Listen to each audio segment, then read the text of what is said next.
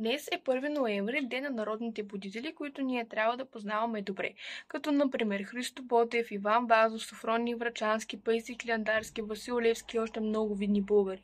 Но въпросът е, има ли будители в днешно време и кои са те за нас? Аз лично смятам, че будителите са всички учители, всички лекари, всички журналисти. И най-вече учителите. Защото ние прекарваме една голяма част от живота си именно с тези хора, на които трябва да сме безкрайно благодарни.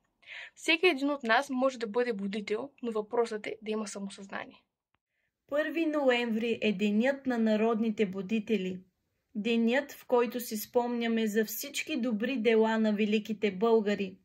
Това са били хора в миналото, които помним и днес. Казват, че днес няма будители, но аз не съм съгласна. За мен в днешно време будители са учителите, лекарите, пожарникарите, полицаите, журналистите.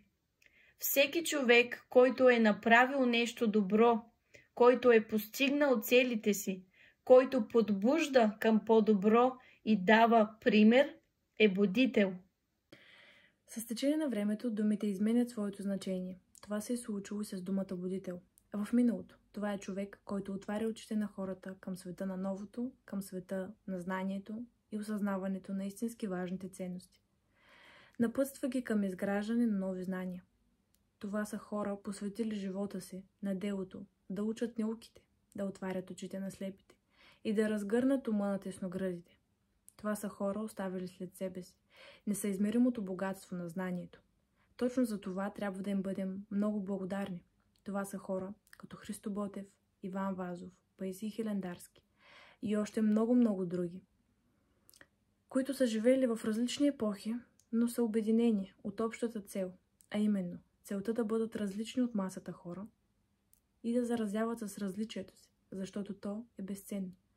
А що се отнася до времето, в което живеем днес, в думата будител могат да се препознаят хората, които помагат на останалите в тяхното личностно развитие и достигането на така желаното щастие.